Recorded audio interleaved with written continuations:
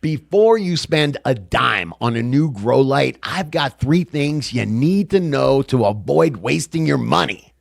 Let's get into it. But before we do, today's video is brought to you by Real Grow Lab. If you want to connect with the best growers from all over the world, get tips and tricks on how to grow the dankest plants possible, and not have to worry about the censorship we get from YouTube, Facebook, and Instagram. Go check out realgrowlab.com. Get all kinds of great Grow Talk Q&A. Plus, see all the stuff YouTube won't let me show you in these videos. Sign up and join our growing community over at realgrowlab.com. Or download the app at the Apple or Android App Store. Now let's get back to today's video. Come on, High C, let's get into it. Okay. Talking about buying lights, what's going on, Scott? Yeah, man, you don't want to buy the wrong light. You'll be in light jail, man. You'll be imprisoned by your light for the next 5, 6, 7 years, man. Let's get it right. All right, help me not make a classic mistake when buying a grow light. All right, hey, bail me out real quick. Come on, thanks, High C, for getting me out of a jam, man. Can I pay you back in a grow light? You know what? Actually, you just got a new grow light from AC Infinity. Yep. I just got a new grow light from AC Infinity. Grow lights are pretty sexy, but I look at them and I get confused by a lot of the bells and whistles that are starting to get added in nowadays. Sure. Bells and whistles are cool, but all these grow lights still subscribe to the same laws of, electricity, of light. All this stuff that it doesn't matter if you're looking at an HPS light or the newest LED light. There's some fundamentals that we should understand. So let's start with the PAR range. I know this isn't on the notes, but that's what the plant actually photosynthesizes with. Help people understand what you're looking for when you're looking for the light spectrum of a light. Sure. Oh, man, you want me to go down the rabbit hole? Photosynthetic active range is the range that the plant will actually photosynthesize and build itself from 400 to 700 nanometers. 400 is blue. On the other side of that, you got infrared. 700 is red. On the other side, you got far red. So red is really powerful driving photosynthesis. Blue is second powerful. And that's why HPSs had that yellow, it's kind of like a reddish yellow kind of look to it, because they were just taking the most efficient spectrum and just blasting photons with it. That's why you would get different looking plants, different morphology from HPS. What they did is they went and simulated the sun. They went and said, they call it a CRI. If you ever see color rendering index, 100 is the sun. 100, that's number 100. If you go look at your light, it'll say maybe 95 CRI, 90 CRI. So instead of just tricking photosynthesis and just blasting the plants with red light to get the maximum output for input, they're saying, hey, let's give it a steady a white light that simulates the sun. We're going to get better overall performance that way. And that's the full spectrum lights. Yep. Most of the LED lights nowadays, they have that full spectrum inside of the PAR range, right? Yep. Absolutely, because it just grows better plants. HPS, back when it was all about weight, HPS grew the most amount of weight, but things with lights with a better CRI, a better color, more similar to the sun, they grow these plants better. Okay, so most of our full spectrum lights, they've got that inside the PAR range. The light that you were just showing, that new AC Infinity light, it's actually got some stuff that's outside of the PAR range. Yep. It's got UV, which is down below blue. That's ultraviolet light. That doesn't cause photosynthesis. It doesn't cause the plant to grow. This is UVA specifically, and it stresses the plant out a little bit. It changes the plant's, the chloroplast is stressed out. It makes different pigments. It can bring different colors out in your plant. So that's the wrap on UVA. They don't include UVB, by the way. The further down you go, UVB is further down the wavelength. The more destructive they get. Like you've got things that will break DNA up. UVC will break up DNA. Those are those clean lights they use when you get powdery mildew and stuff. So like UVB, UVC, you don't want to be working under those lights. So they do include the UVA. Yeah, so that's on the lower end, but I did Sure. notice they also have some red, like far red lights Yep. on that AC Infinity light as well. It's on the opposite end of the spectrum over there. So 700 is the reddest red, or the furthest you go with red. When you go to 730, it's not going to affect photosynthesis anymore.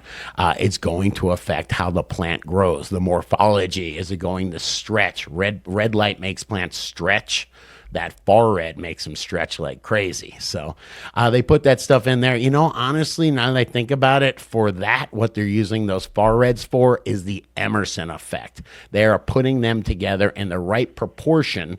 If you use the right proportion of far reds with the reds, the 660 inside the par range reds, it will elevate the photosynthesis of those reds by like 15%, something like that. You can put maybe 4 or 5% of the far red LEDs, get a 15 to 20% photosynthetic boost. It's called the Emerson effect. That's why they're using those far reds. Okay, and those lights don't have the UVB, but I have seen growers putting UVB lights in their grow. What's going on there? UVB is something a little bit newer for us. We're trying to simulate like the sun at altitude has more UVB. It's damaging. UVB stands for burn, and it's hard to get. They're just working out trying to get them in LEDs that last, because like I said, it's really a destructive wavelength. I happen to have, nice to be Scotty Real, somebody sent me a prototype of a UVB that is LED. I'm going to fire these up, like I said, as soon as I get every other variable locked into my grow, which I think I have. You can tell my grow looks good, man. But I'm going to be trying these out. UVB is really, we get sunburn. I used to say like UVA is all right. UVB gives you a burn. UVC will cause cancer, but these will give you a sunburn. You don't want to be under these for more than a few minutes. They will give your plants a sunburn too. The idea is to give just enough of this to get a stress response so your plant grows more trichomes to defend the leaf, to cover the leaf. So that's the wrap on these. If you give it too much UVB though, you'll just kill your plants. So this is still one of those things that's experimental. The growers are working with them. I'm definitely hearing frostier plants from UVB, but you don't want to keep these on. It's not something that they're building in the lights. It's not something that they're using all day long to complement your lights. This is something you use 15 minutes at a time. There's folks that are using them for an hour a day and 4 15-minute bursts late in the day, only in flower as well, because these are trying to make more trichomes to cover the leaf surface area. But these are cool. This is a new innovation. This is probably the one I'm most excited about, making frost. But all these new features are, new features. They might be gimmick. They might be great. The jury's still out on them. But there are some things within that par range, within that photosynthetic active range, that build plant material that we just know about. We've been studying this stuff for 50 years. Okay, so I think I have a pretty good understanding of the par range, the light spectrum, Sure. how to play outside of the spectrum. Sure. Let's talk about the actual specs when I'm looking for a light. What do I need to know? What do I need to keep in mind? Yep, absolutely, man. This is pretty easy. I've bought lights enough to make this pretty easy. What's the first thing they tell you when you buy a light? What do they say? Watts, I think. Yeah, watts, man. How big is this light? Oh, it's a 500-watt light.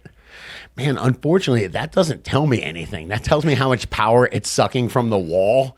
It could give me, it could give me the tiniest amount of light. It can be taking, if it's a cheap light. If it's not efficient. Yes, it's taking all that energy and making heat out of it and not giving you a bunch of light. So that's the difference. That's why you want to buy a good quality light. So watts is not the most important thing. It's just something I need to know. Watts tells you how much power. It tells you how big your electric breaker needs to be. Are you going to burn out your wires? That's how much it's pulling from the electric company. But what I'm really concerned about is what I'm getting out of those watts. Yes, and it looks fancy. It's looks like it says U moles per joule. It's actually micromoles per joule, and it's how many photons of light you're getting from that watt in 1 second. All right, thank you, Dr. Bugbee.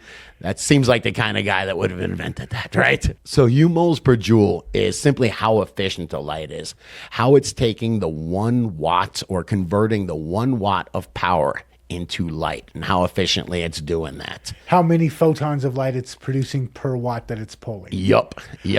And that gets us into ppfd, which is just the photons. It's the amount of photons per second that are falling on a meter squared. So not the photons coming out of the light, but the photons that are hitting the plant at canopy level. Yeah, it's you take a square meter, because don't forget, you can put that light, down 6 inches from your sensor. It's going to be a lot different than if you put it 24 inches or 40 inches. Hey, this is really important. I do have to say this, but a light photon does not diminish in power. The light photon that is coming from your light, that's why the growers can hang them on the ceiling, is not diminishing in power, but as it goes down, it is spreading out. So that's why if you just have one light, then you're really diminishing the concentration of your canopy. But if you have lights every 4 or 5 feet or 6 feet like the commercial grows do, there's one there, then there's one right there, and there's one there, and there's a ton of overlap. So that's the big difference in ppfd. It's on a meter squared, but if you have a light raining down every square meter, then you're doing okay. And what I'm looking for when I'm going to buy my light, I want to know how much ppfd I'm going to get based off of how far away my light is from my plant canopy. When I bought my lights, it was set at 15 inches off canopy, I believe, and 24 inches off canopy was the measurements it gave me. And it gave me the ppfd ratings for this. And man, that's another thing. Buy from a good company. These are technological products. You might have a problem with them. It's great to have a company that stands behind it. I see these lights on Alibaba all the time.